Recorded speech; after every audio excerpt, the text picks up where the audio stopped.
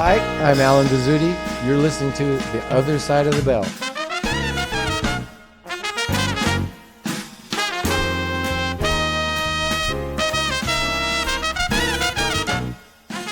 Hello, and welcome to The Other Side of the Bell, a podcast dedicated to everything trumpet, brought to you by Bob Reeves Brass. We'll help you take your trumpet playing to the next level. I'm John Snell, trumpet specialist here at Bob Reeves Brass, and I'll be your host for this episode. Joining me today is trumpeter, vocalist, and bandleader, Dr. Pete Rodríguez. We'll get to Pete's interview here in a moment after a word from our sponsor and some trumpet news. Today's episode is brought to you by Bob Reeves Brass, who share your passion for creating extraordinary music. You know that feeling when your instrument just clicks and the music flows effortlessly? That's what Bob Reeves Brass has been helping customers do since 1968. We've helped brass musicians like you achieve their dreams by ensuring their equipment is always in perfect harmony. We know you want to immerse yourself in the art of music making, and we're here to remove any barriers between you and your creative vision. Bob Reeves Brass is truly your one-stop shop for everything you need to fuel your passion and create music that touches hearts and souls. So go ahead, let us help you elevate your sound to new heights. Don't wait another moment to elevate your musical journey with Bob Reeves Brass. Connect with us at bobreeves.com, shoot us an email at info@bobreeves.com, and keep up with the latest news on Facebook, Instagram, YouTube, and Twitter at Bob Reeves Brass. Embrace your passion for music and let Bob Reeves Brass be your partner in creating the extraordinary. Well, fall is here. We're in the midst of it, except in LA, where it's 85 degrees today. As you could, those of you watching on YouTube, I'm sitting here sweating in the front room. Got a couple things coming up. Of course, this week, depending on how soon you're listening to this episode, I'll either be on my way or have arrived in North Carolina. November 7th and 8th, I will be at Greg Black Mouthpieces. Pretty much booked up, although we always take walk-in traffic if you're interested in a mouthpiece. Certainly if you're interested in mouthpieces. And, I never sleep. So if you have an alignment and you're just learning now that I'm going to be at Greg Black Mouthpieces, just show up. I'll get the horn done. Friday, Saturday, November 7th and 8th, I'll be in Mount Holly, North Carolina at Greg Black Mouthpieces. Absolutely fun hang. They have such a great crew there, Ben and Greg and all of the crew. And then we'll be heading up north to Winston-Salem for the North Carolina Music Educators Association Conference, November 9th and 10th at the Convention Center in Winston-Salem. So hope to see you there. Of course, if you're listening to this podcast later in the month, sorry I missed you. Japan, I have the dates confirmed as promised last episode. I will be in Tokyo, Japan from November 20th to the 23rd. 4 days. These book up really, really, really fast, especially since I think it was August of last year was the last time we were in Japan. So it's been over a year, 15 months. So we will be at Joy Brass in Ota, which is a suburb of Tokyo, right over by Haneda Airport. Super easy to get to on either the Keikyu Kamata station or the Kamata station. And I'll be there from the 20th to the 23rd doing alignments and consultations. If you are interested in either one of those, contact Joy Brass. We'll have the information in the description. They are handling all of our appointments, so I suggest calling or emailing them right away. Like I said, we usually sell out, have to turn people away, which of course we hate doing it, but there's just so many hours in a day.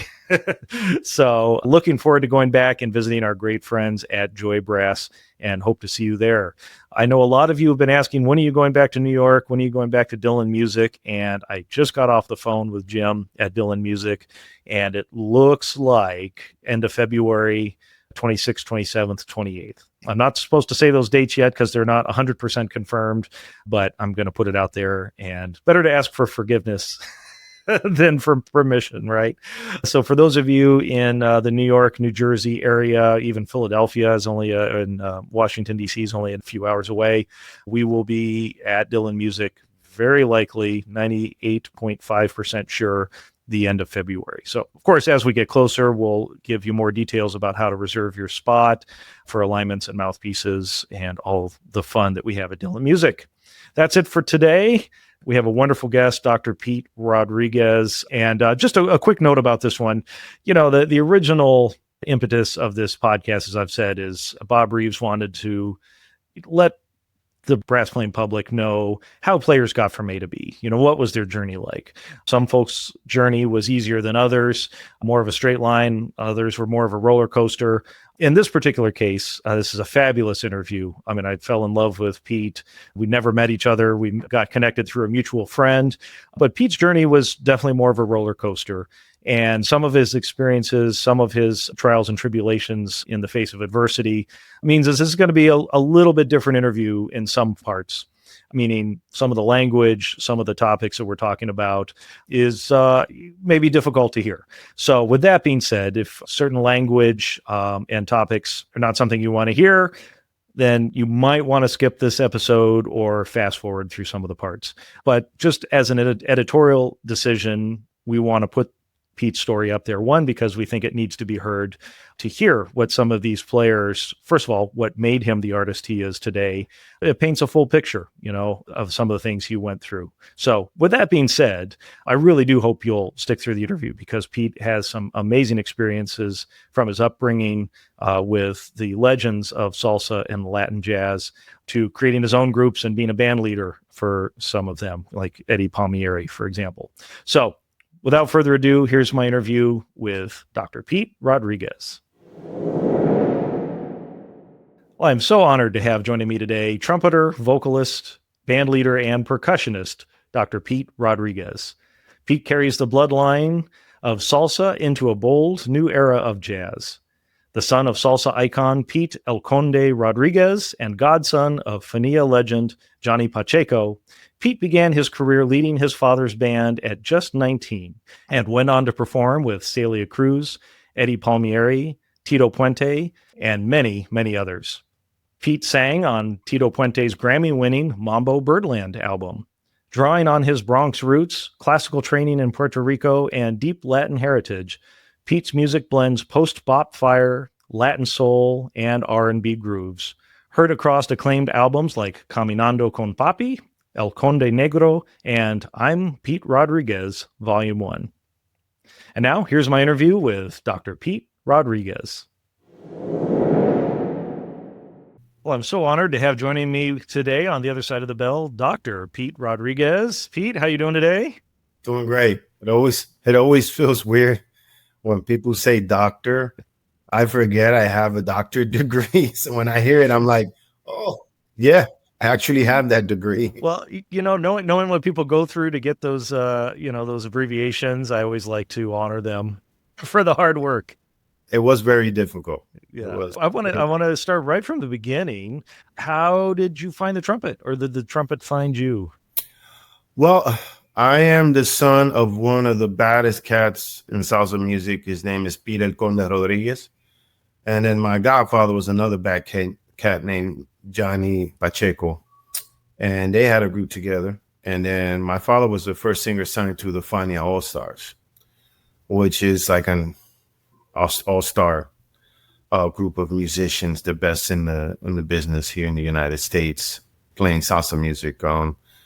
So I would go to the Fania All-Star rehearsals since I was a baby. Rehearsals were at the house. Back then people rehearsed in houses. They didn't really rent studios. So I got to see all the rehearsals in the living room.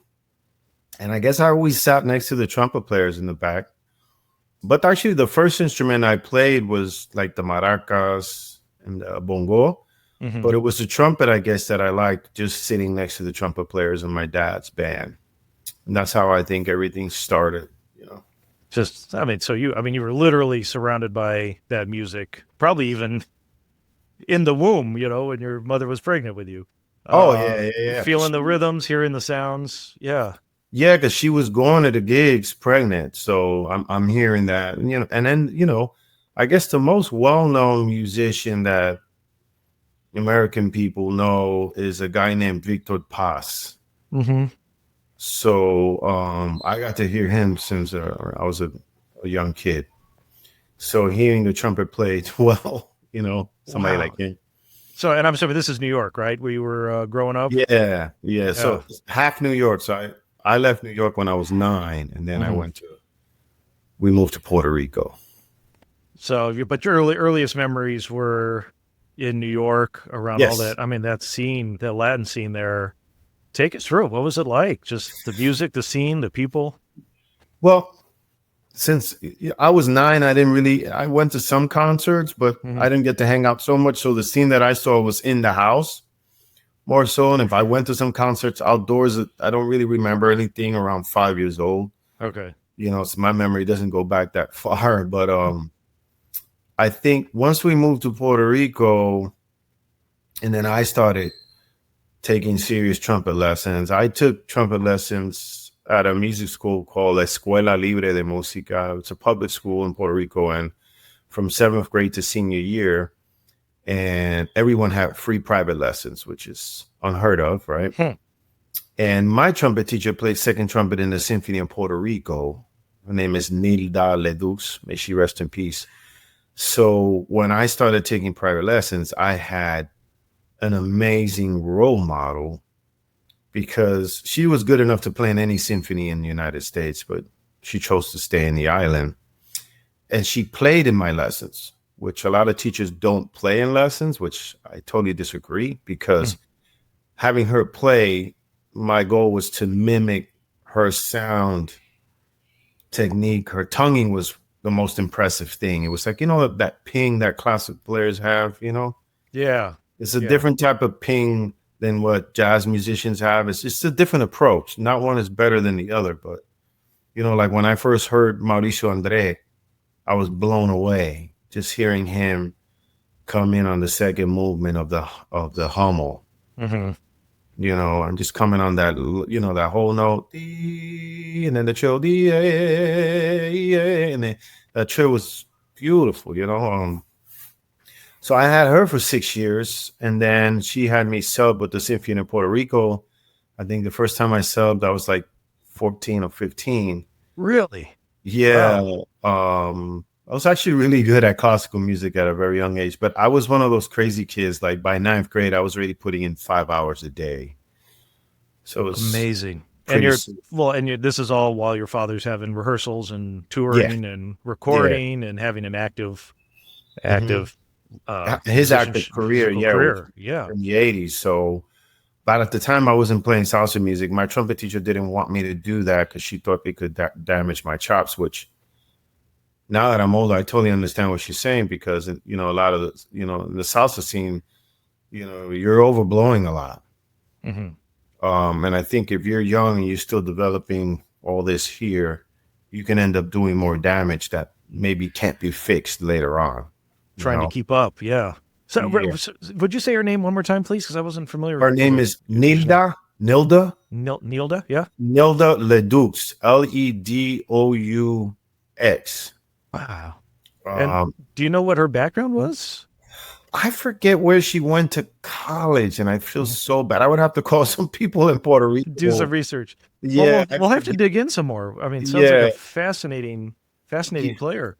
Yeah. And then the guy that played first trumpet, I used to sub and do a lot of plays with him. So, and they say he's probably the best classical trumpet player that's probably come out of the island. But we can't also forget we have that other cat that people don't think he's Puerto Rican. Is that cat? He plays Monet, Manny Laureano. Yeah, of course, from Minneapolis. Yeah, he's Puerto Rican.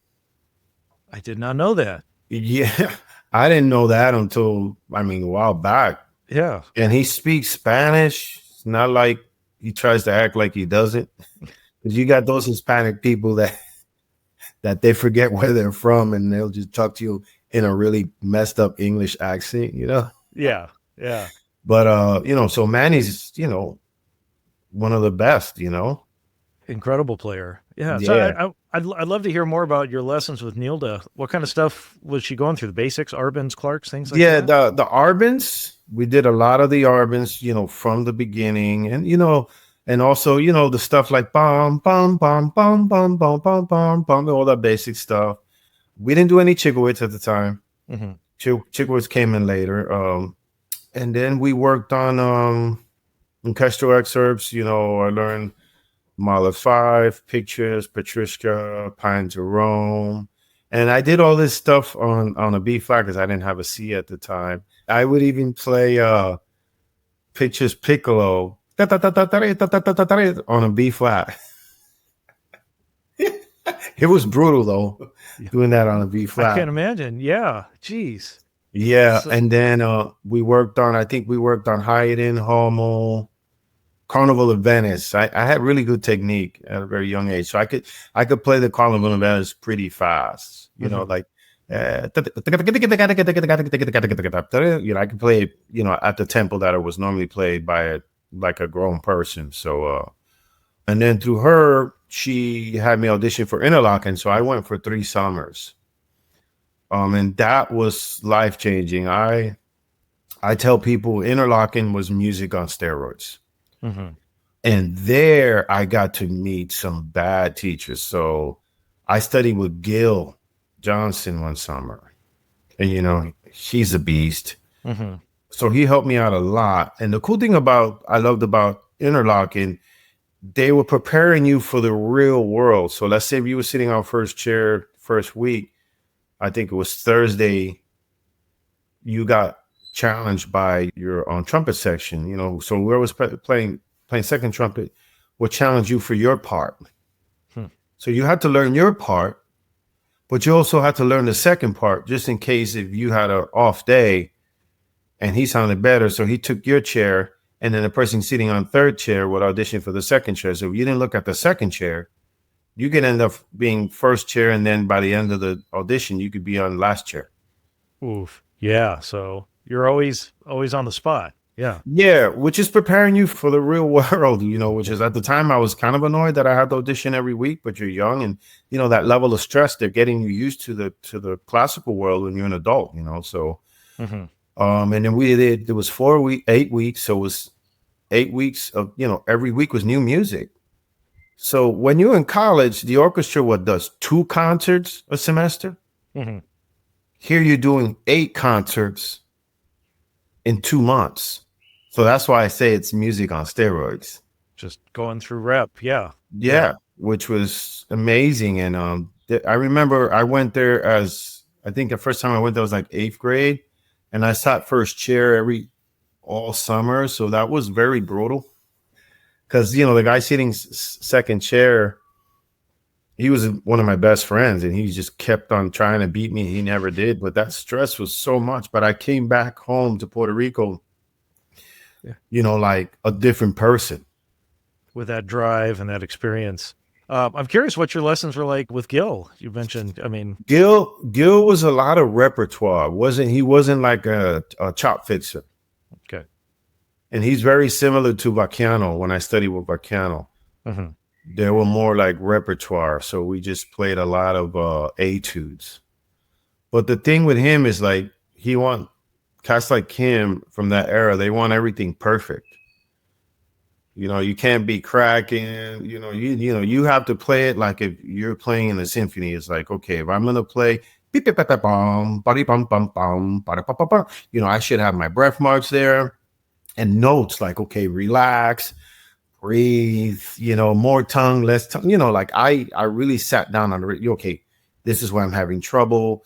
And I learned at a very young age that if that opening thing is beep, beep, beep, beep, beep, starts on an R8, beep, beep, beep, beep, beep, and I'm fracking that, I'm going to play it slow, beep, beep, beep, beep, beep. So they taught me how to be kind of like a machine.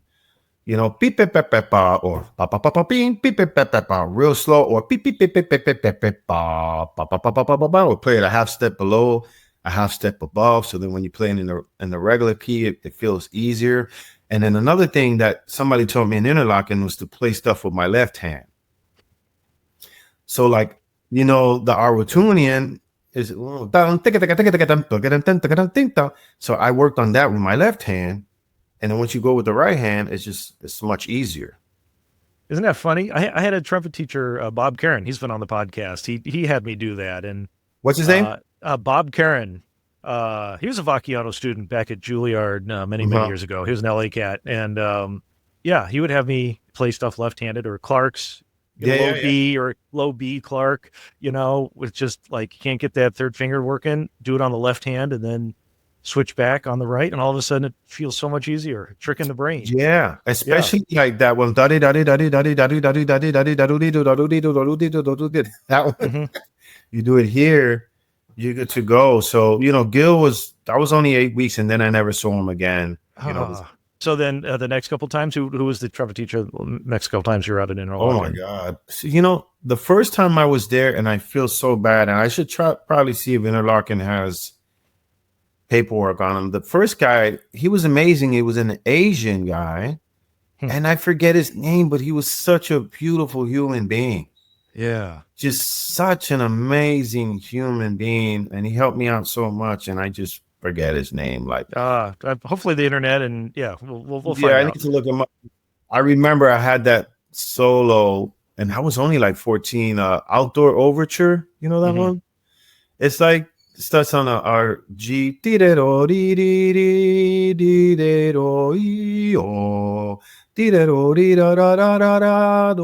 helped me out so much with that piece, because it's like you're really exposed in the orchestra, and in Puerto Rico, we didn't have an orchestra in our high school. We had a concert band, and I played in a brass quintet. So that's one of the reasons why I love going to Interlaken, because I could sit in a huge orchestra. And then you get to just meet people from all around the world. There was a violinist from Iceland. There was a really young Asian girl, I think, from China, and she played cello. And this little girl was practicing like 6-7 hours a day, and it was just like the case was bigger than her, and just chugging away. It's so inspiring. I'm fascinated because you have such a rich classical upbringing. Was there any pull to do the stuff that your father was doing and your godfather, the stuff you were growing up, salsa? At that age, no. I was so in love with the classical music, and sitting in an orchestra, and I didn't hear the trumpet the way salsa trumpet players hear the trumpet, and I still don't. How so? And this might piss off trumpet players. I really don't care. Hey, I mean, all we have to do is talk about valve oil and heavy valve caps. Someone's bound to get upset. Yeah. I guess one of the issues that I had when I got out of the Army and I went to New York, and this is why we're going to talk about the whole salsa scene, is when I got out of the Army, I was a full-time student at Rutgers University, and my trumpet teacher was Professor Fielder. He taught, to me, the best trumpet players in the United States, especially in the jazz world. Let's start with the most famous person, which is Wynton. And then you have Terrence, Michael Philip Mosman, younger cat, Sean Jones, and there's many more, And basically what a lot of people don't understand, and this stuff kind of pisses me off, they think that because we're jazz trumpet players, we can't play the trumpet correctly. Like they put us kind of like in a box, like especially at the collegiate level. They're like, well, if you're going to learn how to play the trumpet, we can't put you with the jazz cat. We got to put you with a classical cat. It's just the way it is. It's basically racism, right? Because a lip slur is a lip slur. Clark is Clark. So when I practice Clark, I could practice it, let's call it with a classical vibe. And then I practice it with my jazz articulation, with a diphthong, short, long, there's so many different configurations, right? I don't really have a classical approach of playing anymore. I could do both worlds, but since I don't do any classical gigs, I don't really waste my time trying to work on any orchestral excerpts or Hindemith or anything like that. I mean, I still have certain things memorized and I'll play through it. But since I know what it's supposed to sound like, if I were to play pictures with my setup, it's not going to sound the way I want it to sound, Yeah. Or if I play Charlie A, it's not, it's going to sound different, which there's nothing wrong with that. Yeah. But I have that sound in my head the way it's supposed to sound like a serious classical trumpet player. But, okay, so with Prof, he hung out a lot with he knew Chikowitz and he knew Bud Herseth. So his whole approach is that. Arnold Jacobs. Beautiful tone. And the problem that I had was, everything is really centered, very beautiful. But then when you're playing salsa music, to me, it was above my comfort zone. And I was constantly having to play with people that play way louder than me.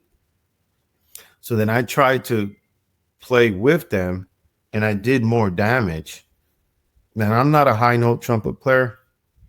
And back in the 90s, if you weren't a high note trumpet player, you're basically considered a mediocre trumpet player, which to me didn't really make sense. It's like, okay, I don't have high G's or F's, so what? But I could play C's and D's and play it correctly and support you. And the issue that I had was like, you got cats that could play great lead, and then you put them to play second or third trumpet, and they're playing louder than the lead trumpet player. That to me is terrible trumpet playing.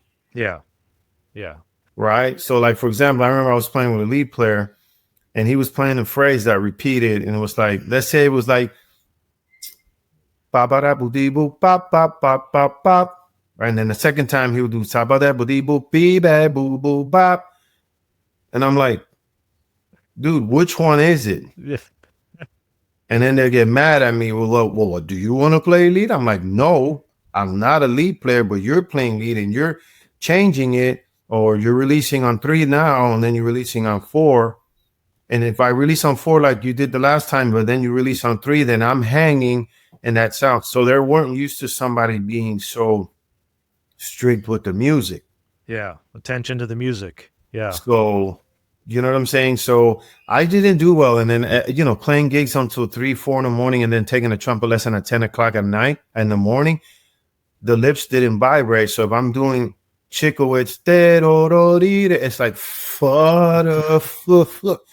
and then I'll get my butt chewed by prof. It's like, what's going on? And so I never did well. And also one of the things that I did wrong that I learned later in life, I practice too much. Like I'm kind of like a crazy genius that I can practice for long periods of time and not get bored.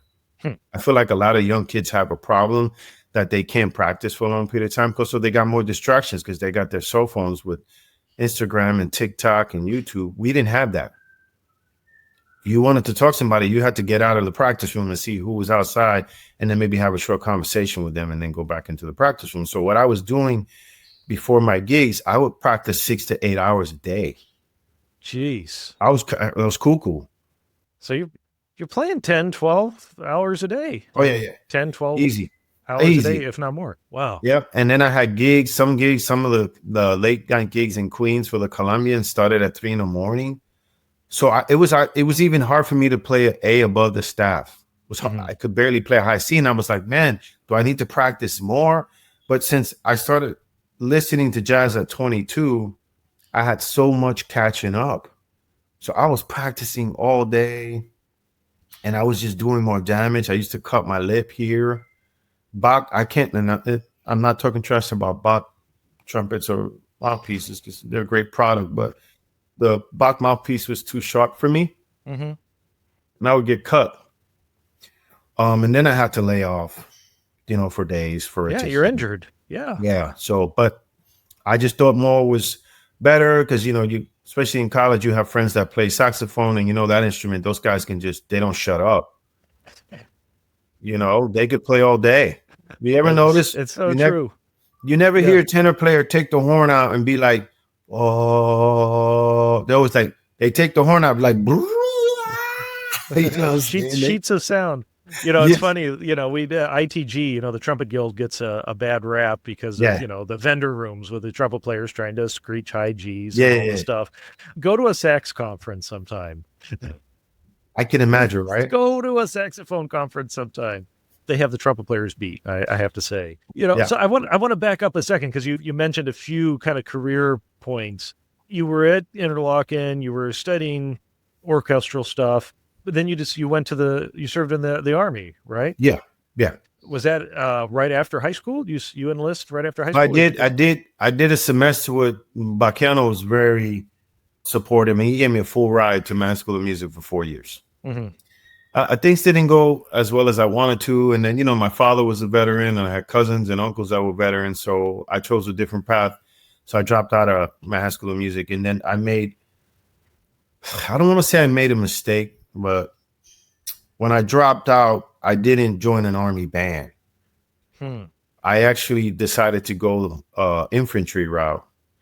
Wow. And that was an amazing experience to challenge the body. But the most damage that I have, besides I have some injuries with my shoulders and a lot of other injuries, but the worst injuries that I have are mental. That, I don't know if we want to jump into that, but the other side of the bell. Yeah. So what did you do? Did you still play trumpet when you were serving, or did you have No, at first I didn't. I was full blown infantry, and I did that for I don't know if it was a year and a half or two, and I didn't like it. It was the Army in '88. It wasn't the Army that I thought it would be. I felt like serving my country, especially in the infantry unit. I thought there was going to be a brotherhood. I thought there was going to be tons of respect, I guess, from what I've seen in movies. And when I joined, it was the complete opposite. I grew up with love. I grew up with tons of discipline, interlocking. I got into Manhattan School of Music, Northwestern. I had a full ride to Rice University. I know what it is to put in the time, Yeah. And when I joined, I knew that I was going to have physical challenges, but I took care of that before I joined, because I had two cousins that had joined like either 6 months or a year before me. So they told me, okay, work on your push-ups, work on just staying at the push-up position, because they're going to chant, that's how they see who the weak people are. So when I joined, the physical part was easy. It was more so the mental part. The first time I was ever called a spick and a nigger was serving my country. And that was extremely painful to see how people of color were treated serving our country. And I was like, and that's when I was like, well, I can't stay here, because it was so toxic. And then I started drinking. And I don't even drink, man. Like, I would drink a 16 ounce of Budweiser before PT out of stress. Yeah. I'm curious why you didn't sign up for the band. Was that a conscious decision, or just something that you needed something different?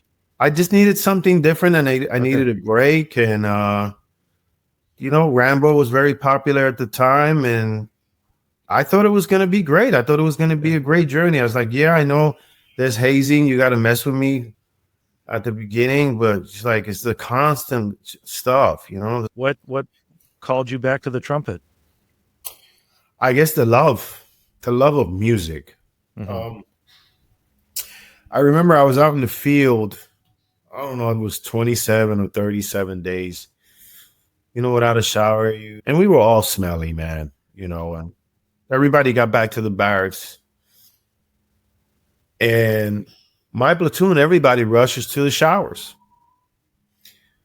I was the only one that just laid in my room, and I just listened to music laying on. I didn't want to lay in the bed because I was filthy. I was just laying on the floor. And I think I listened to music for like 2-3 hours, bro.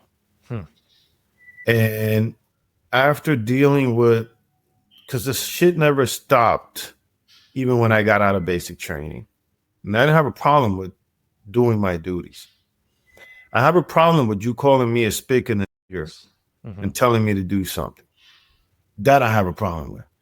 And back then, they had a problem with someone sticking up for themselves, especially the view of color. So I had a lot of duties that I had to do that I didn't like doing. So after a while, I transferred over to the band. You were able to do that. But this is the blessing. My dad came to see me. A long story short, he knew this sergeant major, the Puerto Rican. I was a huge fan of my dad. That sergeant major helped my paperwork get through, because the people in the infantry unit hated me, and they weren't going to let the paperwork go through. Which, if they hated me, they should just get rid of me, right? Why keep me here, right? Yeah. But I was a good soldier, you know. I did what I had to do, and I did it well. So I transferred over to the band, and that helped a lot too. But the issue with that band was the level of musicianship was pretty mediocre. They had a couple of people that played really well. There was one guy, E7 named Sergeant Busby, that he knew, like he could play, you know. And there was probably like 2 or 3, but the majority of the people, like I call them weekend warriors. Mm-hmm. It's not their fault. They just weren't really into it, you know. Back then, the audition process was a little bit lower than now. Now, with the economy, the local bands sound really good because there's a lot more people with education. You know, like you got people with master's degree playing in these bands that are They want serious. the paycheck. Yeah. They want that paycheck. And the health insurance. Health insurance, you know. So I did that, and I had issues there too. But then when I got out, I think within a week, I was a full-time student at Rutgers. And one of my good friends from Puerto Rico, saxophone player named David Sanchez, he had told me to go to Rutgers because of Prof and because of this guy named Ted Dunbar and Kenny Barron was there. And that's where I auditioned to go there. And there was Prof did me, he was very nice to me because I didn't know how to improvise. He just took me into his studio because he liked my sound and my technique, and he knew he could work with me, you know, and I'm glad he took that chance. How were your chops? Like, did you have to come back? I mean, you were off for a few years, and with that kind of trauma and stuff. Yeah, it took me, I think for when I auditioned for the band, my mom sent me my trumpets because at the time I had acquired, like, I think I had an E flat and a C and a B flat. When the E flat, Bacchiano picked it for me. It was the long bell Bach, D E flat. Remember those? Yeah. Oh yeah. Yeah. What fun. So I could play the Neruda, the Haydn, the Hummel. So when I auditioned for the band, it took me like a month or 2 to get ready. When I auditioned, they couldn't believe that a guy from an infantry unit was just as good as everybody in the band. Because, you know, most people that join infantry units, you know, they're, I guess, I don't know, muscle heads or whatever, you know. So as you're at Rutgers, what you shifted to jazz? What caused that? In the band, in the Army, I remember hearing they had a lot of little jazz group. Mm-hmm. And what I loved about it, his name was Sergeant Miller. He was a saxophone player. What I loved about it was, okay, you have to play the melody, but you can play it kind of like however you want. And then you get to be creative. Whereas in classical music, I felt like we were always so restricted. If you crack a note, oh my God, how dare you crack the opening statement of, you know, of Pictures, you know? It's like, you know, so I kind of gravitated towards that. I didn't know what I was doing. Mm-hmm. I knew it was going to be hard work. One of the first CDs I bought was Coltrane, and that was scary. What a way to start. Wow. I was like, I'm screwed. How am I going to play 26-2 or giant steps? What? I didn't even know what he was doing. Mm-hmm. I knew it was hard. And then when I went to school, you know what? You know, a lot of people think like us jazz majors, all we're doing is playing tunes. No, I mean, with Prof, you're playing your horn, you know, Chikowicz, and you know, he still had us doing A2s, Charlier, Bichet, or is it Beach or Bichet? Beach, yeah. Beach. Something like that. Depends on what part of the country you're from. Yeah, so, you know, I was still working on that, and he never talked about jazz. Interesting. It was always classical music, you know. So you had to pick that up somewhere else. Well, yeah, the you know, the guitar teacher that taught improv, and then there's a saxophone teacher there named Ralph Bowen. He was kind of like my lifesaver, and I did independent study with him. And that helped a lot. And there's a lot of hanging. You know, this music, I tell young kids, you got to hang and you got to listen. So because of my age, I was blessed to have seen the best people in the business. You know, I got to hang out 2-3 times with Dizzy Gillespie, Red Rodney, Freddie Hubbard, Joe Henderson, Pharoah Sanders. You know, the best people in the business that had their own sound. Yeah. You know, I got to hang out. You know who Eddie Palmieri is? Of course, yeah. So I was Eddie Palmieri's lead singer when I got into the Army. That's another thing we haven't said. I sing too. So Yeah, it's because yeah, that tracks along with the trumpet playing. Yeah. So I was his lead singer, and I remember we had the North Sea Jazz Festival, and I see this cat behind the stage, and I'm like, man, that guy looks like Freddie Hubbard. But I only knew Freddie. I hadn't seen him live yet. So I only seen him on the CDs. And the band was stacked, man. The band was a lead player named Charlie Sepulveda, trumpet, Brian Lynch. Oh, geez. Conrad on trombone, Jimmy Bosch, another beast of Latin music, David Sanchez, and then the rhythm section is like best people in the world. So I go up to Brian. I'm like, yo, Brian, is that Freddie? And he's like, yeah, motherfucker, that's Freddie. I'm like, no way, Freddie's here. So, everybody goes up to him, and, because Brian knew him well and Conrad, and I just waited until everybody stopped talking to him. And then I hung out with Freddie for about an hour. Man, Any insights? Was it a hang? Oh, man. I mean, okay, yeah. He's one of the reasons why I'm very strict on how to pick a rhythm section. He says, man, you got to learn how to pick a rhythm section because they're going to make you sound great or make you sound like shit. And he says the king of that is Miles Davis. See all those bands that he has. They have to be team players. I have to, because you can have a badass bass player and a piano player, but they might not be able to click because of their styles. Or a drummer that's constantly getting in the way or not, So I'm always listening to that when I pick the right band. Yeah. And then he said, also check out Miles Davis on Space. He's the king of space. And how one note fits through a whole set of chord changes. Like pick one or two notes and then you can just navigate that through moment's notice, Play a concert B flat through that, That's one of the things. And he says, study your trumpet, man. Study your trumpet. Warm up, cool down.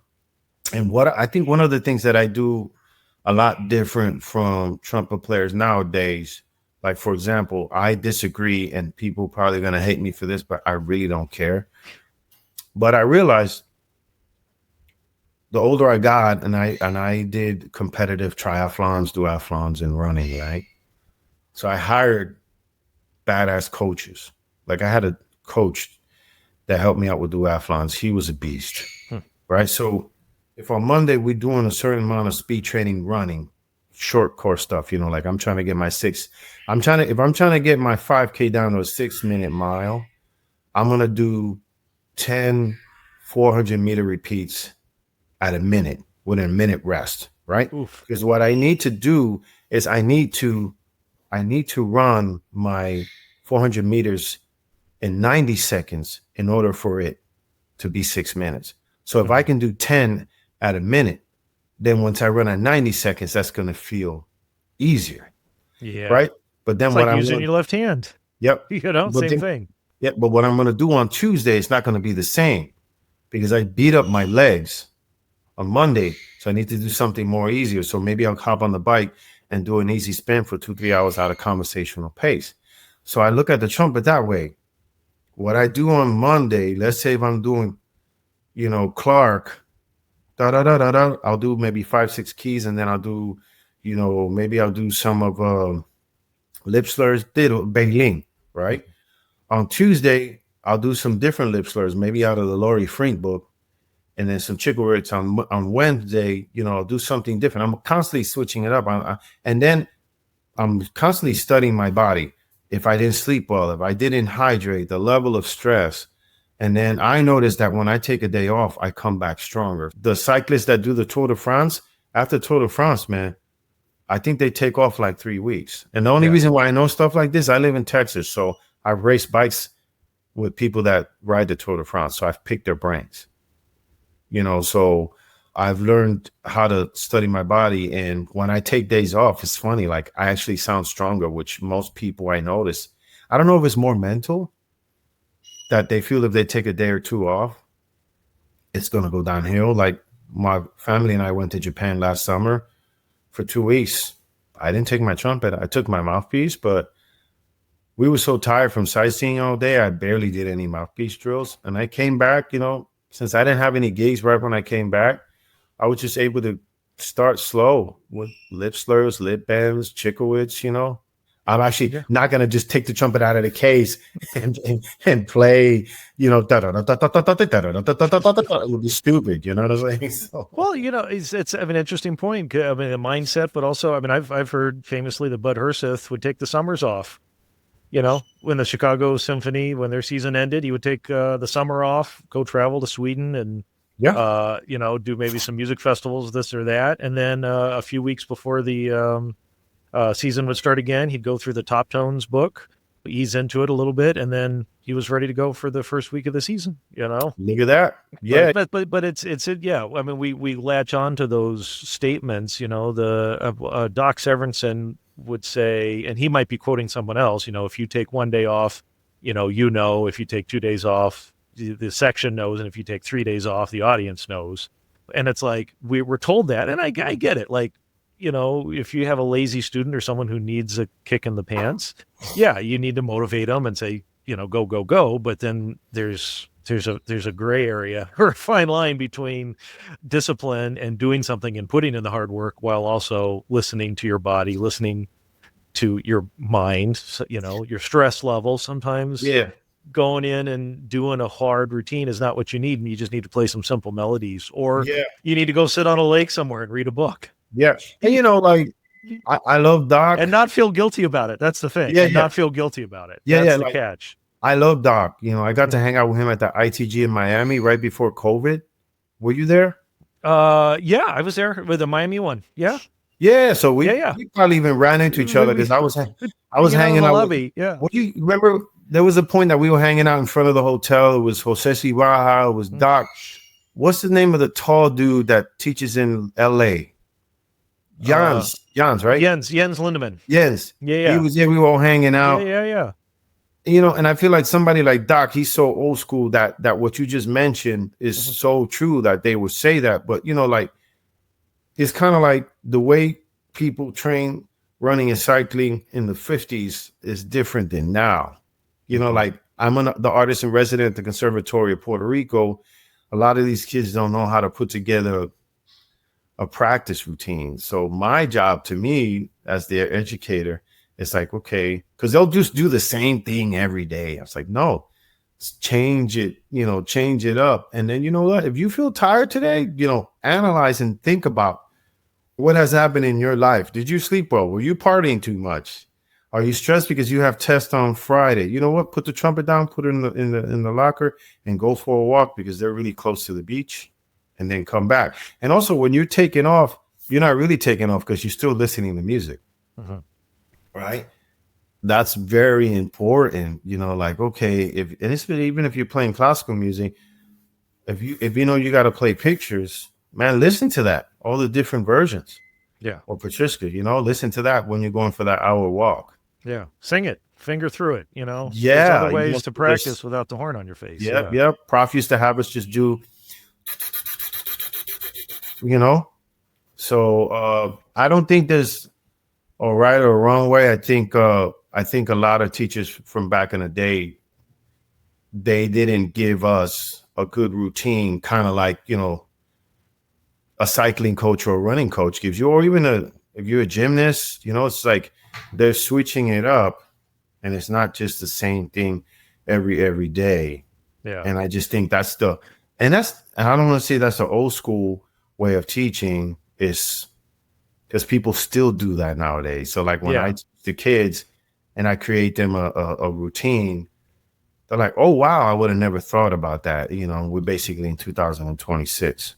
Well, right. I mean, do you do that? I mean, do you have a different routine? Oh, well, you got all day. I mean, I'm definitely one of those. I put in my hours for several years, similar to you. I would just play all day, especially, I was a student at Charlie Davis, so we did the Adam routine and did that religiously. And there's still times when I get into that, but I practice when I need to, and the rest of the time I just have fun. I'm playing my instrument, and I find that my playing gets better because I'm not practicing. I'm doing what I want to do. And look, if I feel like my articulation or my range or something is suffering, yeah, I'll sit down and I'll, woodshed for a little bit to work through those issues. But I feel like I learn better when I'm making music and having fun. I love what you just said now. One of the guys that I forgot to mention that he's still a great teacher, and we haven't spoken in a couple of months, but it's the great Peter Bond. Oh yeah, I've had Peter on the podcast. Man, what a great guy. Oh, great. He taught me at Rutgers for 1 year. Mm-hmm. Just a great human being, and he says, man, play music. Don't play the trumpet, And he's one of those cats, but I can just call him and he always picks up. It's very rare he doesn't pick up, and he's just a great teacher, man. And having that gig for so long with the man, and he's one of those cats that he didn't get the gig at a young age. I think he quit playing. He quit playing. He's got a fascinating story. So if those listening, I forgot what episode it is. It's a few years back, but listen to Pete Bond's story, because he was a drum corps player. Yep. He was a high note guy, totally quit playing, and then someone convinced him to go get his master's degree. So he did, and then he won the Met. It's like, I know. Yeah, it's not like he won the Met at 22. I think he might have been in his mid 30s, right? Yeah. But so I'm curious then, after Rutgers, how did your career progress after school? You were already freelancing. You said you were, playing in salsa clubs till 3, 4 in the morning and then having to go to lessons. So, how did things transition after school? So while I was getting my bachelor's and master's degree, I was still, gigging a lot with Eddie Palmieri. I was directing my dad's band, playing trumpet, doing background vocal, sometimes singing lead trumpet, and hanging a lot. The early 90s was great. I got to see Branford and his, at that time, which his band was killing. Winton back then when he did more quintet work, which that's the Winton I think most of us love the most, like the Winton Marsalis quintet era, Black Codes, Oh, yeah. Roy Hargrove, may he rest in peace. In the 90s, he was on fire. What a scene. Yeah. Oh, no, that scene, it was like I barely slept, man. So you were touring with Eddie and touring with your father? Touring with my dad. I also subbed a lot with Toshiko Akiyoshi, with Chico O'Farrill. That's probably band and doing a lot of recordings that I don't even remember. And I was also do jingles because I did so many, and you're just hustling so much, because, life is crazy in New York, man, and the gigs don't add up. My first gig as a leader in New York City, what I did was I went with this guitar player, may he rest in peace. We went to all like these little cafes and little bars and dropped off tapes to get a gig. And the only club that answered us back was the best club. It's called the 55 Bar, which doesn't exist anymore. And when we got called from there, I was like, holy shit, this is amazing. And it's not too far from the Vanguard and Smalls. And the gig paid horrific, but we didn't even care because it was the 55 Bar. And we got $80 for the whole band. 3 sets starting at 10 o'clock, 10:30 at night.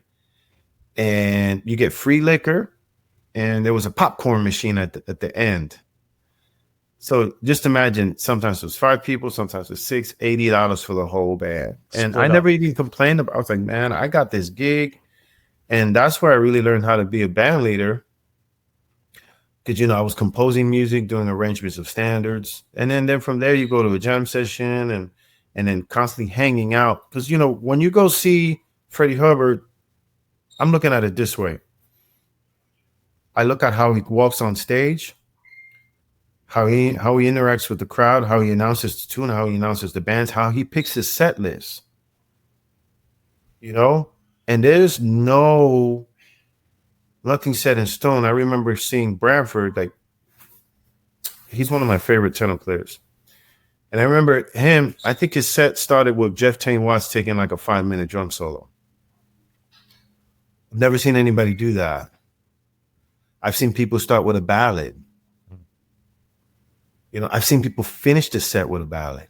And that was beautiful because everybody was so quiet and it was so beautiful. And the solos weren't intense. It was just, everybody kind of like stayed within the melody.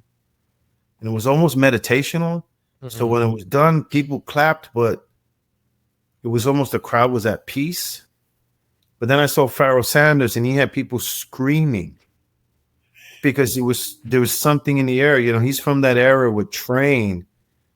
And I remember when I went to go see him, somebody told me that night's going to be magical. And I didn't know. I was like 24. I had heard the CDs. But when I got to see him live, people were just screaming of joy. Mm-hmm. And it's not like he was like, all these, you know, it was just so melodic and beautiful. And it wasn't about licks. It was about playing music. And I couldn't sleep. I was like, because Rutgers was about about an hour and 15 minutes away.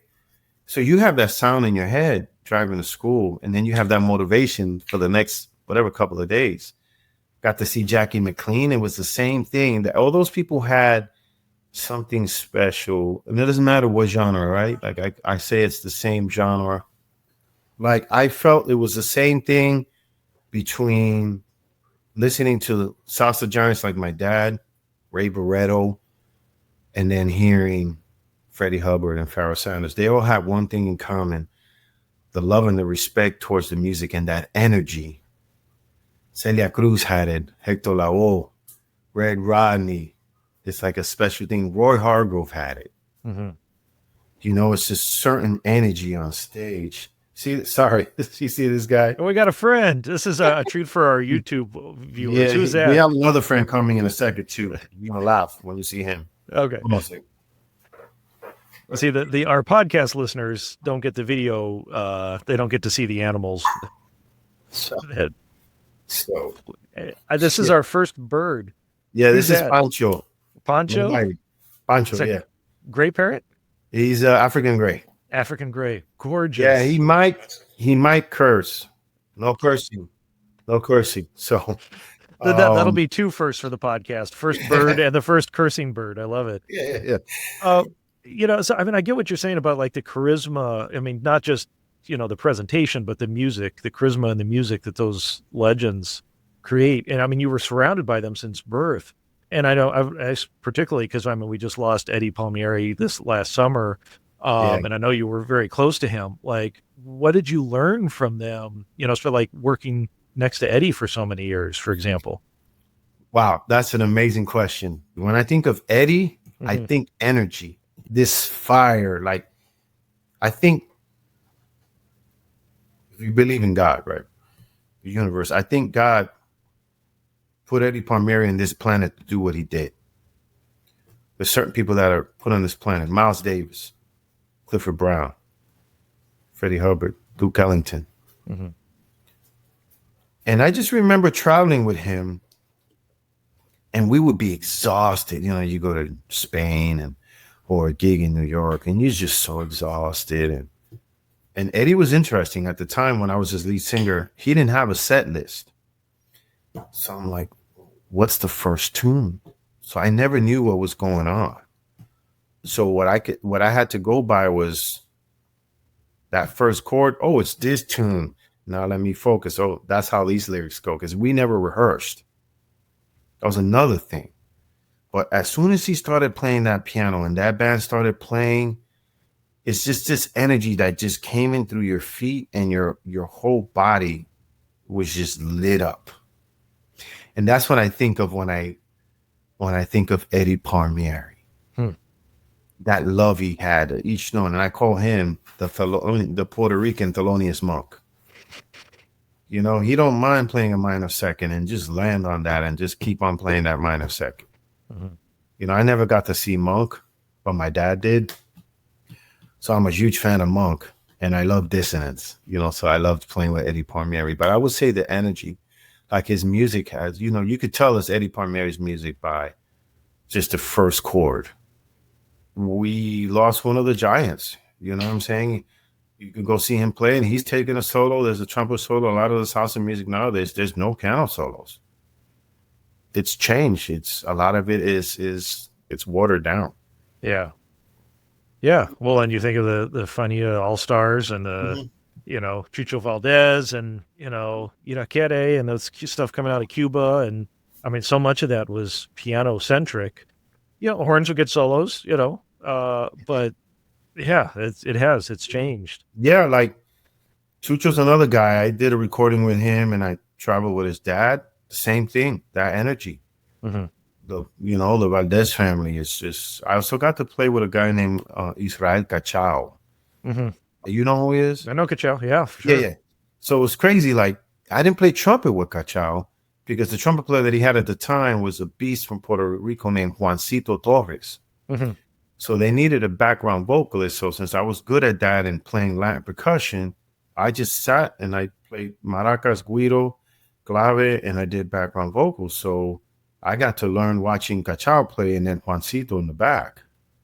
Thank God that God blessed me with vocal cords, and my dad taught me how to play these minor percussion instruments. And we're gonna move into another segment. So I have 3 Grammys, right? So the issue that I have with the Grammys is, and please correct me if I'm wrong, but I disagree with the Grammys. So let's say we both played for the Lakers, and we make it to the finals, but I get injured, and I don't play any of the finals, and we win the championship. I get a ring, right? Even if I'm sitting on the bench, right? No, do we? Yeah, everyone gets a ring. Everyone gets a ring. Everyone gets a ring, right? Even if you're sitting on the bench. Well, remember, you helped to get there. You get a ring through the season. Yeah. Yeah. So with the Grammys, like I won 2 Grammys with Tito Puente, but I don't get a Grammy. Puente gets a Grammy. Oh. I get a certificate that I got to pay for now. You could. You know what I'm saying? That get a certificate that you have to pay. Yeah. I think you helped on the album that won the Grammy, but it's Tito's name on it. Yeah. I think it has to say that I was a guest in order for me to get one. So I have issues with that. So I can't say that I'm a Grammy winner. I have to say, which is BS, is that I'm on a record that won 2, 3 Grammys. So thank God I could sing and I could play minor percussion, because none of the Grammys that I have, I've played trumpet.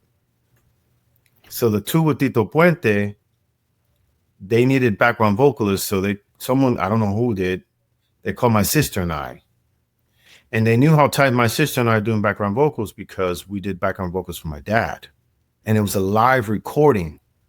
So they needed somebody that was going to be serious, not making tons of mistakes. To show up and do it, yeah. Yeah, and my sister knows a lot about music. She studied at the Conservatory of Puerto Rico. She played flute. I think we had all the lyrics memorized, the background vocals. And we nailed it. I think out of everybody that did that live recording, we're the only people that didn't have to go back to the studio and edit. I didn't have to edit any of the vocals or the maracas. One and done. Yeah. And then the 3rd Grammy is with Brian Lynch. Brian Lynch gave me my first, I should have said this a long time ago. My first jazz trumpet teacher was Brian Lynch. Okay. I was going to say, where you start picking up the vocabulary. Yeah. And he's a big brother. And I called him one day when I was living in Texas, and like, Brian, I'm going to New York. Let's do some shedding. He's like, yeah. But can you bring your percussion? I'm like, for what? It's like, to play on this record. I'm like, okay. So I think it was like 10 tunes. So I said, let me do this. Let me lay down the maracas, guiro, and the clave. So now 10 tunes is 30 tunes. So I lay them maraca on one tune, then the guiro, right? So that record won a Grammy, and it's a record that he did with Eddie Palmieri. But I didn't get to see anybody because I went when everything was done. You were just laying down the percussion. Yeah. But still part of it. Yeah. But, I didn't get a Grammy. Brian did. Yeah. So hopefully, in the near future, I'll get one. Maybe you're one of your upcoming projects. Yes. We'll start talking about. So you studied jazz with Brian. Anyone else after Brian? No, the main guy was, I took I took a course. I stayed with this guy for like 2 years out of Boston. His name is Charlie Banakis. And we'd worked on a lot of improv stuff. And he taught like Danilo Perez, I think Pat Metheny, Mike Stern. Like anybody in the Boston area, they all know who Charlie Banakis is. A legend. And I loved his studio. He did something different. Like, first of all, you had to audition for his studio. And I studied not even online, via tape. This is before the computer industry. And so you had to pay for the whole month.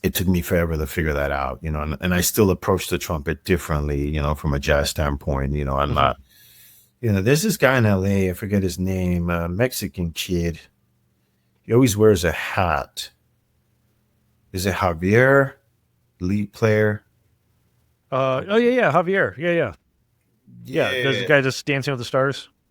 Yeah, and he also he does a lot of lead pipe stuff. I've tried his stuff, and then when I hear him play, his upper register is killing, man.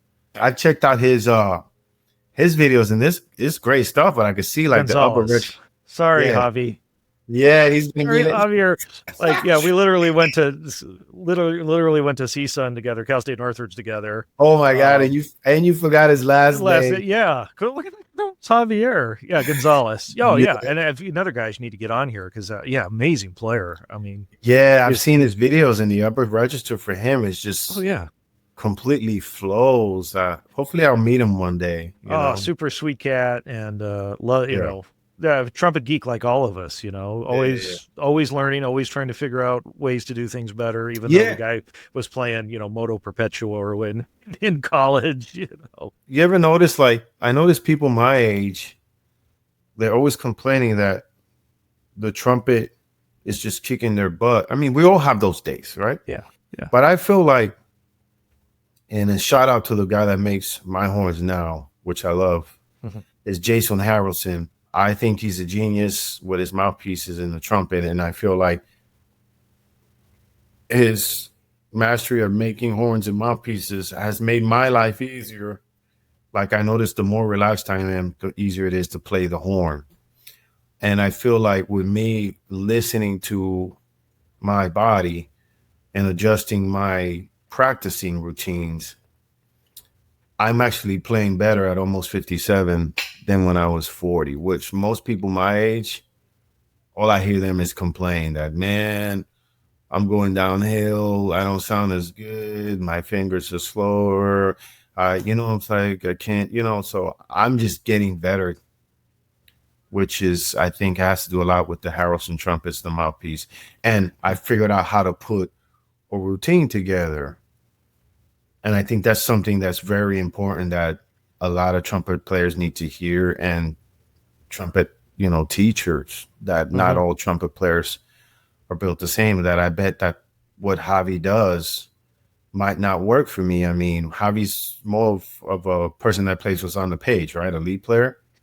He does everything. I mean, he composes, but yeah. But what he does daily is. Well, yeah, he does studio stuff. He does like some of the TV shows, live TV. But I mean, he plays jazz. He does everything. I'm saying, but his main bread and butter is doing the lead stuff, right? So, like, playing, I think, So I think his approach to his trumpet playing is going to be totally different for somebody like me. That it's more the small group stuff, the more creative stuff. That's all day. I never have to play high G's, only in a solo. Yeah, that's true. You know, different needs. So his approach is different, I'm guessing, you know. He definitely stretches out the range. That's for sure. So Pete, after years of being a sideman for percussion, singing, band leader, and freelancing, what brought you to start recording your own projects? I mean, I was always doing my own stuff, you know, either doing gigs. And after I got my master's degree in 1997, I was a freelancer for a while, you know, Eddie Palmieri, my dad, you know, and if some salsa bands didn't have trumpets, I would do background vocals, sub with Toshiko Akiyoshi, Chico O'Farrill, and I hadn't recorded yet. And then I noticed that having a master's degree wasn't enough. So I decided to get my doctorate degree. But in 2000, when my father died, I fell into a deep depression. I played for 3 years.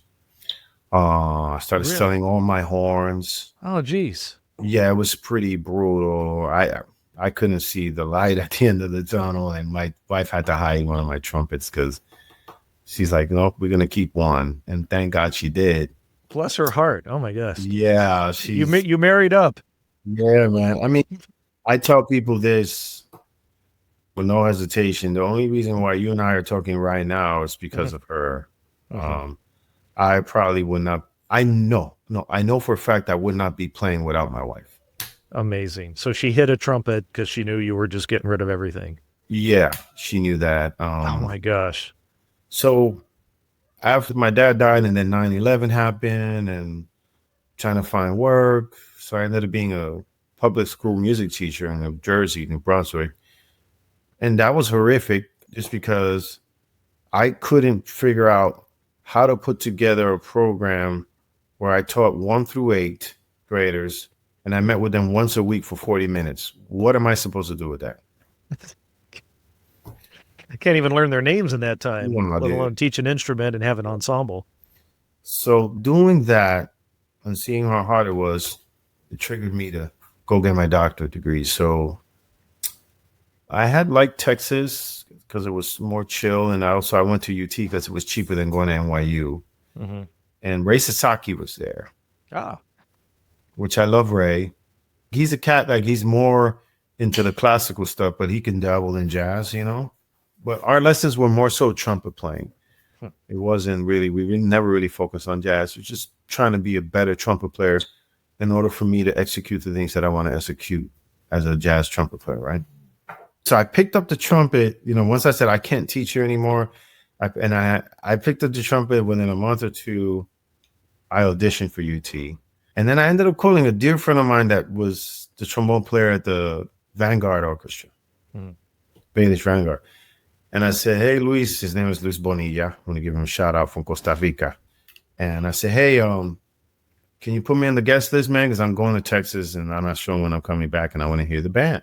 He says, absolutely, man. But do you want to play in Bebo Valdez's band? And I thought it was like a joke. I'm like, why would Bebo want me in his band? Bebo's probably going to want, you know, a Cuban, you know, like Arturo Sandoval or something like that. But it was his big band. And they needed a trumpet player. I'm like, hell yeah. So the first gig I got when only playing my trumpet for a month was Bebo Valdez's band. And it was right before like school was going to start. So it kind of got me in shape, but I was still really out of shape. Wow. And then, you know, started school. And then after I graduated, I taught out of college, but that was a nightmare. A lot of racism. Then I came back to New York thinking that things were going to be better with the DMA.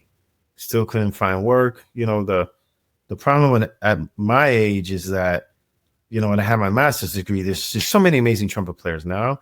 But in the 90s, the competition was rigorous. You know, Randy Brecker, Brian Lynch, Michael Philip Mosman, Roy Hargrove, Scott Winhall. I mean, there's so many more. So it was hard to get a teaching job anywhere because all these guys had these jobs, which they deserve them. Yeah. You know? So that's where I got my DMA. And then when I got my DMA, I still couldn't find work in New York. And I've done a lot of odd jobs, you know, like people like, oh, you're the son of Pete, you're a millionaire. No.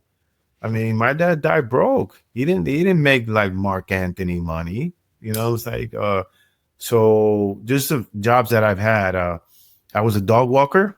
That's what 3 Grammys and a DMA. Had 8 dogs in my car. And I had a Honda Element. That was a great job because I get to hang out with dogs. You know, take them out. They're always happy to see you.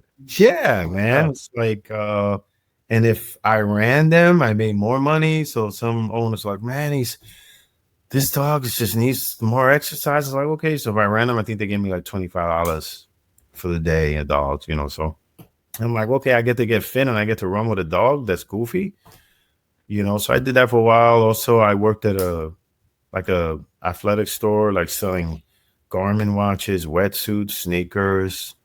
Like I said, once again, with a DMA and at $8 an hour. I was also a physical therapist aide for 3 years. Wow. I used to clean medical offices late at night from like midnight to 4 in the morning.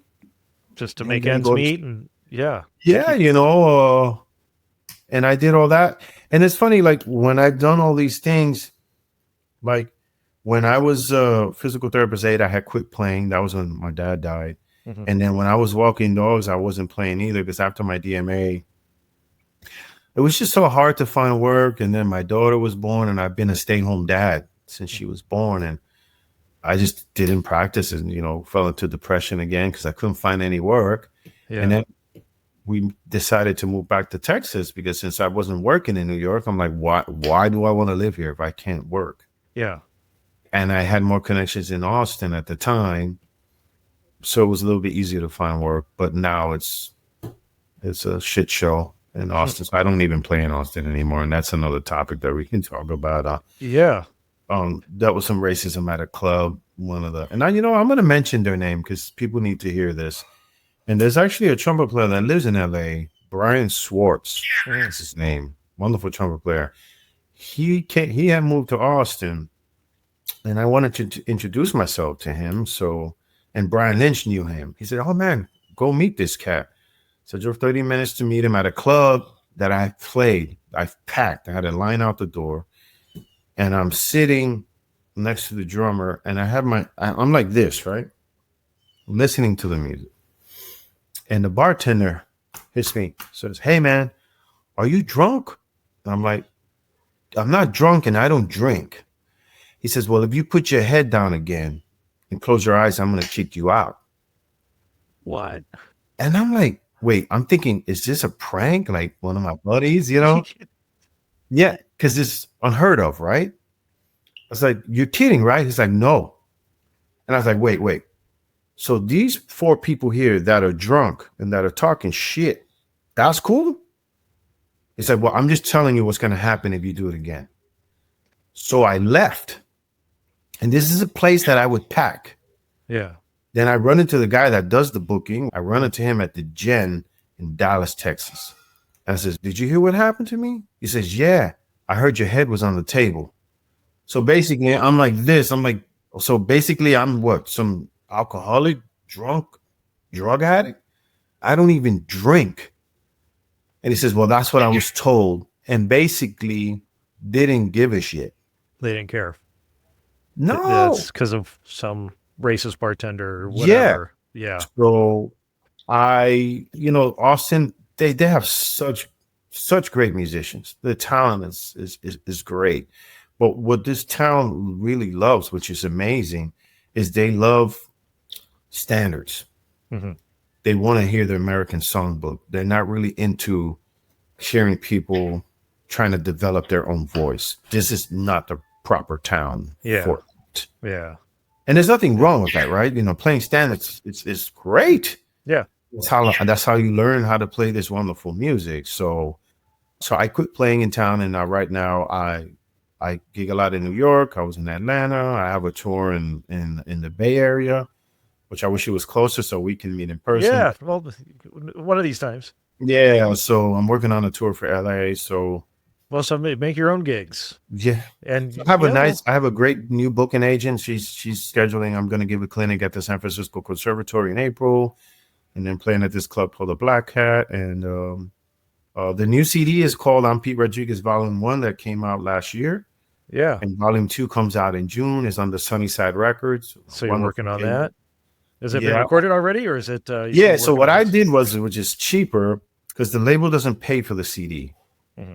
I have to pay my guys. I have to pay for the studio, the meals, right, and the mixing and the mastering. So I was like, okay, if I go in the studio for 2 days, let me record 19 tunes, and then put out 2 records instead of just doing 1 record, because it's cheaper that way. And then nowadays you have to have video, so I had to hire a videographer. So I did all that. So now, I said I have the next one coming out in June. Mm-hmm. And then I'm working. More bang for your buck. One studio, 1 set of musicians, 2 albums.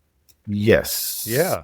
Especially nowadays, since a lot of labels can't afford to pay for the recording. It's like, okay, which is the cheapest route? It's like, okay, it was hard work doing 19 tunes in 2 days. My brain was fried. Were they all originals or a combination? Yeah, everything was original except 1 tune, which I did a reharmonization of a very famous salsa tune. Mm-hmm. So on all my records, I always do contrafacts.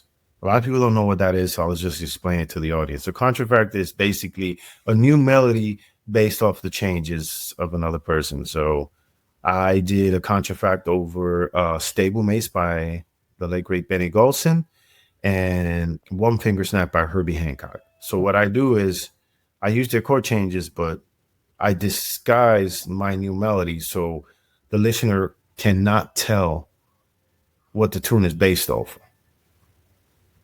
So that's a goal, and this is something that Kenny Barron had me do when I first started learning how to play jazz. He's like, the first thing he had us do was, it was extremely stressful for me to compose a new tune, right? So he says, okay, Pete, don't worry about composing a new tune. Write an intro for a jazz standard jazz, like let's say on Green Dolphin Street. Write an intro. After the melody's played, do a little interlude that introduces the first soloist and the second soloist, and maybe do a second interlude that introduces the third soloist. And then after the melody is played, come up with something different, like a tag. So then you're not stressed out on creating a new song. You're just adding to a song that already exists, but you're also giving it, he said, the Pete Rodríguez flavor. So you're not too stressed on composing a new tune. And then the second thing he had us do was compose a new melody over a set of changes. Like I have a crazy melody over Solar by Miles Davis. Oh, cool. Yeah. So I always do that on every record. So on this record that's out now, I have 2 contrafacts. Mm-hmm. For the next record, I don't think I put a contrafact in that one because I put the 2 of them on this recent one. And then whenever I put out the next one, the goal now is to write one over Giant Steps, Donna Lee, and Recording Me by Joe Henderson. That's the goal. Nice. I started with Giant Steps. So, that's my goal for every record. It's kind of like a cool challenge. It's like paying tribute to the jazz masters. But I think about it like I did a contrafact over Confirmation by Charlie Parker, or even Moments Notice by John Coltrane. It's like I meditate on the tune a lot. And then I think about how to pay tribute and respect what they did harmonically, but give it the Pete Rodríguez flavor and hope that they like what I did. Because I look at it this way. These people, wherever they are in heaven, they want to hear something different. They just don't want to hear what they did, right? It's like when I go to heaven, I want Coltrane to say, hey, man, I like what you did with my changes of Moments Notice, man. Passing the baton, right? Passing the baton. Yeah. I like that melody that you gave the tenor player and then to yourself, instead of him saying, oh, good job, man, playing the same stuff as me. You know what I'm saying? Absolutely. Taking the tune and moving it forward. That's yes. Well, I can't wait. Respect. So you said June 2026? You said that's coming Yes, out? June 26th. I don't have a date yet. Okay. But I'll we'll stay in touch, and I'll stay in touch, and I'll always plug it in the news section of the podcast, let folks know it's available and link to it and all that stuff. Yeah. And there's also videos that I'll send you of the new recording. Oh, I can't wait. And it's crazy, you're thinking of, man, video's so expensive, but the videographer was amazing.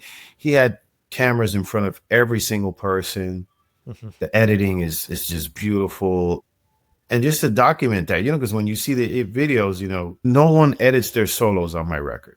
So what you hear is either first or second take. I tried to edit a long time ago on a recording or on a solo, and it just kept on getting worse. Yeah, that process has always fascinated me with improvisation, because it's like, when do you know it's right?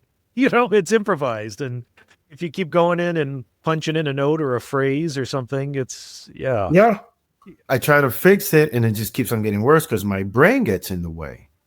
And now I'm not thinking about what's happening in the moment with the whole band. Yeah. I only edit melodies, and I have to, pretty much on my new record, there's one tune. The first tune is really hard. It's crazy. It's not high. I don't even think it goes above the staff. But what I wrote is like a finger twister. I mean, it was even hard for my tenor player. So, if it's hard for a tenor player, it's hard for trumpet. Yeah.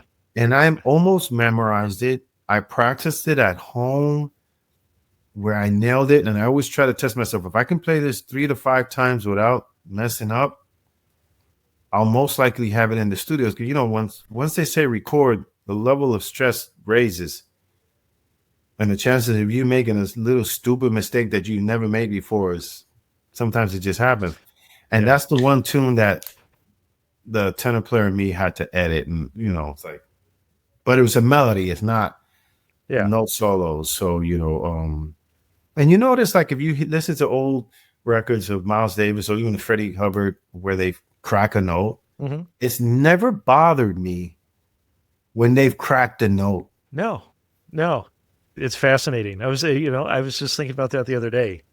Same thing. I was listening to Miles Davis and like I forgot what album it was, but the tenor comes in wrong. Like they don't come in together. No, it doesn't matter. Like, no, because the music, like we were talking about before, the energy, every single player on that album comes with such energy.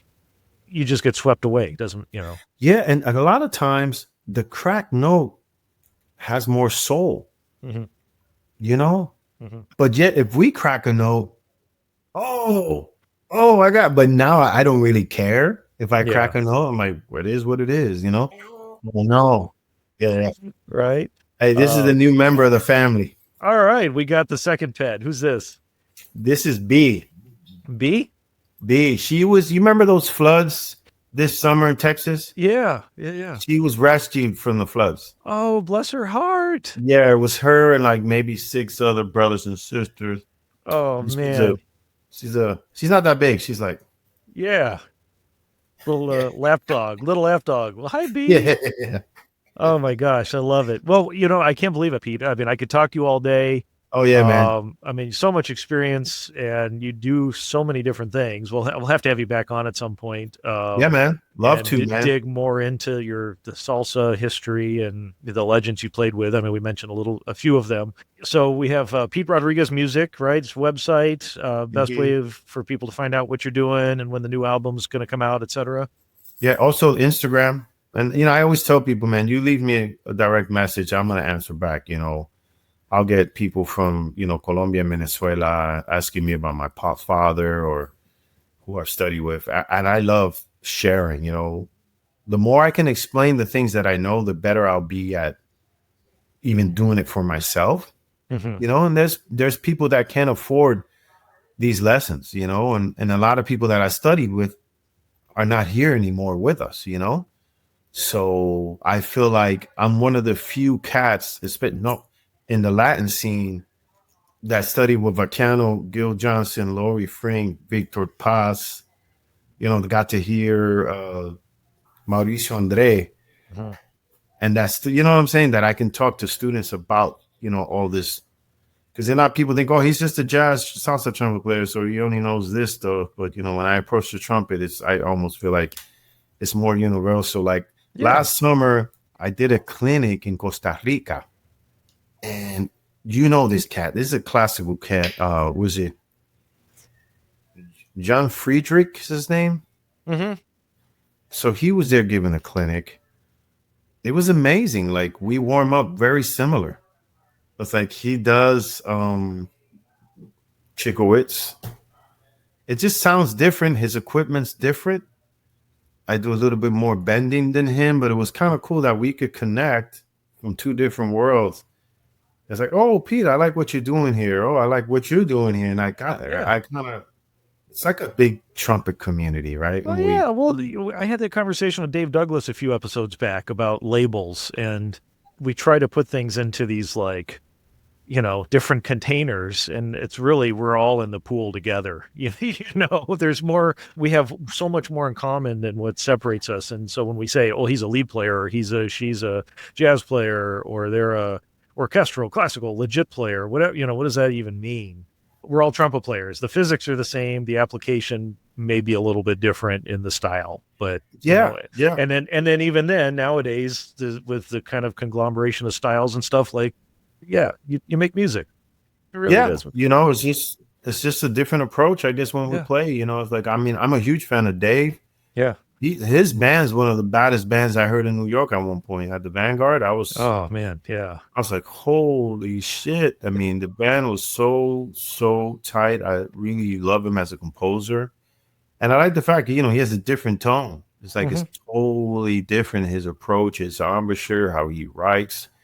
He's not trying to sound like anyone else, which that's what this is all about when we're playing jazz. It's like, we have our own fingerprint, right? Yeah, like I remember I was at a jam session once and I heard this trumpet player playing and I couldn't see who it was. I'm like, wow, Roy sounds kind of off. It was kind of weird. It's like a weak Roy Hargrove. But it wasn't Roy. It was trying to imitate Roy. But the crazy thing, that Roy showed up to the jam. Oh no. I was gonna say that'll be my next album, a week Roy Hargrove. Yeah, no, and it was like once you heard him play, you're like, oh, that's Yeah.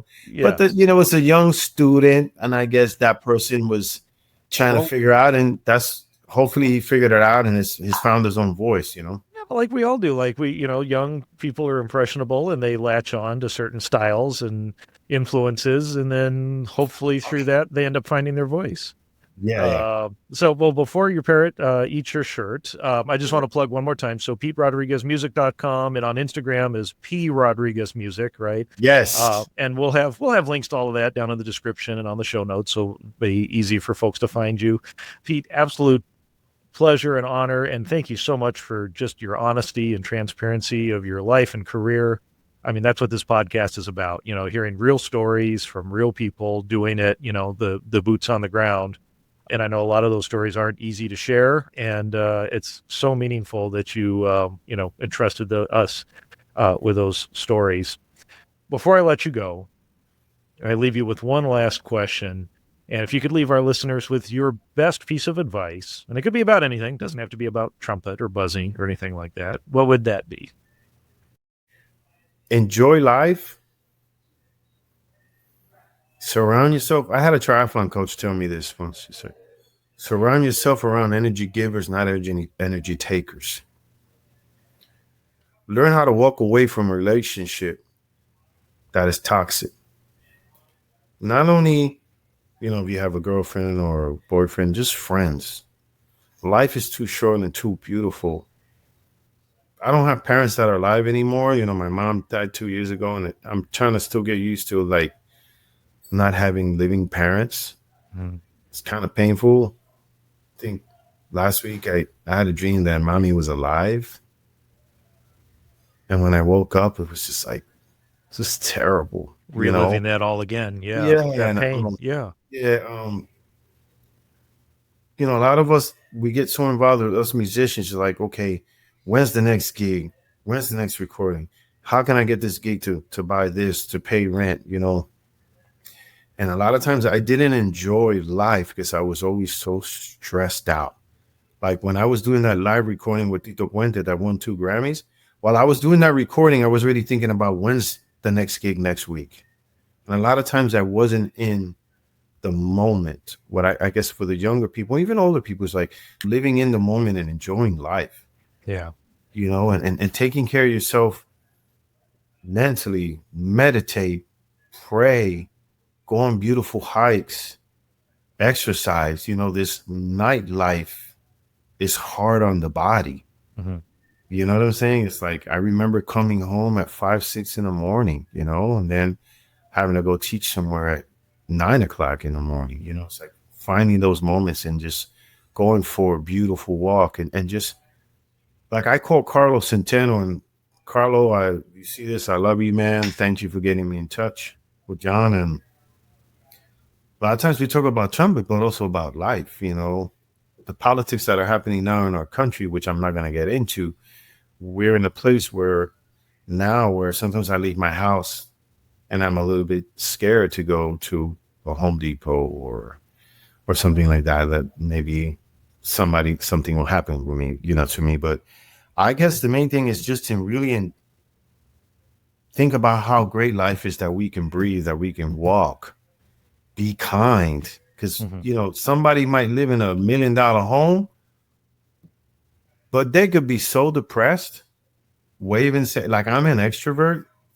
I say hi to everybody. I mean, I love talking to strangers. Yeah. Like, to me, it's extremely easy. Mm-hmm. And sometimes it backfires because some people are introverts. So I've had to learn how to Not everyone's like that. Yeah, no, dude. But it's true. But spreading joy, sharing love. Yeah, spreading joy. And I think, my mission is to do my music, and hopefully I can touch other people, with my music, with my trumpet playing. It's like, just be kind, man. We just don't know what people are going through. Yeah. You know what I'm saying? It's just like, whenever I see homeless people, man, I try to have either a power bar in the car or a couple of dollars. And it's like, hey, I don't have money, but I can give you a power bar, because we don't know that person, he or she. They were a high school student at one point. They could have gone to college. They could be a lawyer. They could be anything. And maybe kids got into a car crash and they died. Wife passed away, father, and they didn't have the skills to manage that stress. Yeah. And then they fell into depression, and now they're homeless on the street. Yeah. Because I've had some conversations. So some homeless people that are, oh, okay, this person's read a book. This person's written a paper. What's going on? You know? And I learned that from my dad. He treated everybody, a serious drug user in the Bronx on the street. He would talk to them with the same amount of respect and love, looking them in the eye. Hey, how are you doing? Yeah. Well, Pete, thank you. Amazing advice. I mean, the whole episode was full of it, and really going deeper. I mean, this is a trumpet podcast, and I joke about arguing about heavy valve caps and valve oil, but really you reached the heart of what we want to do here is spreading the word and realizing there's a lot more in common than what separates us, and not just at an instrument level. So thank you so much, Pete. And Pancho for joining us. Absolutely love it. First parrot on the podcast. Look at that. Absolute honor having you on. Thank you so much. Same here, brother. Well, a huge thank you to Pete. What an amazing interview. And I thanked him in person, or at least virtually, which I don't always do, obviously thanking guests for their time and whatnot, but for his honesty, his transparency. You could just see the raw emotions of the horrible things that Pete has had to go through in his life in the Army, and the racism, it's torture, the things he had to go through, persevere through. And there's a bigger picture out there, and music, trumpet playing, when it seems so, I don't know, simple. It's a little thing we play, but it deep down is what we do.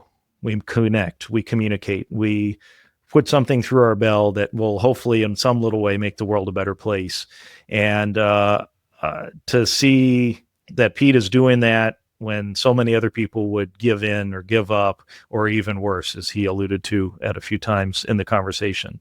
Absolutely awe-inspiring what Pete does with his life and his beautiful family and his pets. I mentioned a few times, if you watch the YouTube, you get to see his parrot, his dogs make an appearance.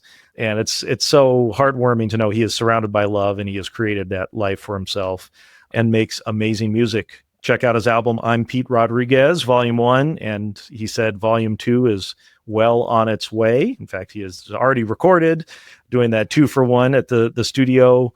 So we'll anxiously await for that release. And we'll certainly let you know when Volume 2 hits the airwaves or the Spotifys.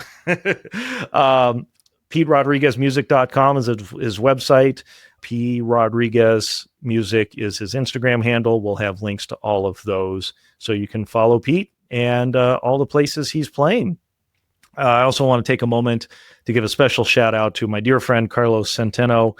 Carlos and I were classmates back at Citrus College for just a semester. And for those of you who heard my interview a few episodes back, you talk about all the experiences I had at Citrus College, and Carlos was a big part of those. And even though it was 3 or 4 months of our life, we've still been lifelong friends and keep in touch with each other, support each other. And Pete is here today because of Carlos. Carlos has been persistently suggesting Pete for a long time now. And I'm so glad I finally connected to him. I'm actually an introvert. And so reaching out to people I don't know is not the easiest thing for me. And honestly, I just kept putting it off and putting it off and putting it off. And, finally, Carlos said, John, you have to have Pete on. And I'm so glad I got over myself and reached out to Pete because this interview wouldn't have happened.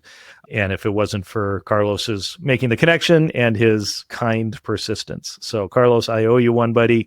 Thank you so much for having Pete on the podcast. Thank you for listening.